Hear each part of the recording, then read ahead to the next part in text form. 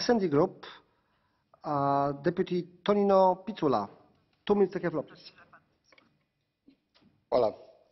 Fond solidarnosti Europske unije postoji zbog pružanja financijske potpore državama članicama i državama pristupnicama nakon velikih prirodnih katastrofa. Od osnivanja do kraja srpnja prošle godine ukupno je odobreno i isplaćeno gotovo 4 milijarde eura na temelju 72 zahtjeva iz 24 zemlje. Nakon nekoliko pokušaja 2014. konačno su prihvaćeni prijedlozi Komisije o izmjenama radi ubrzavanja postupaka isplata. Uvode se predujmovi i daje više vremena za korištenje bespovratnih sredstava. Razjašnjava se područje primjene te potiče na prevenciju šteta od elementarnih nepogoda.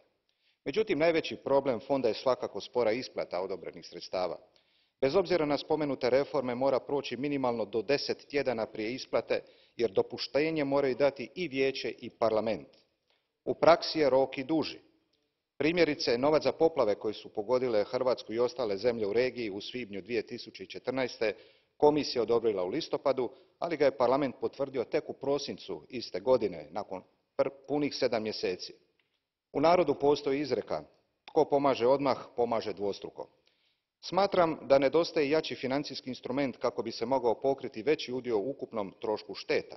Trenutno je riječ o svega 2 do 5% ukupne štete. Treba povećati stopu plaćanja akontacije sa trenutnih 10%.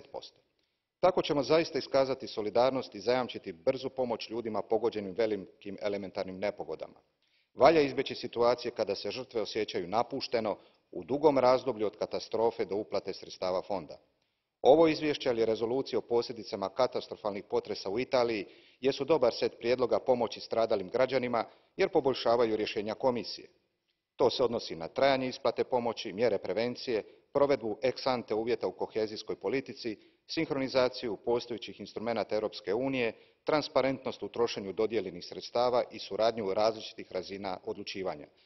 Zahvaljujem kolegi Cicu na dobroj suradnji te vas pozivam da sutra izvješće usvojimo. Hvala.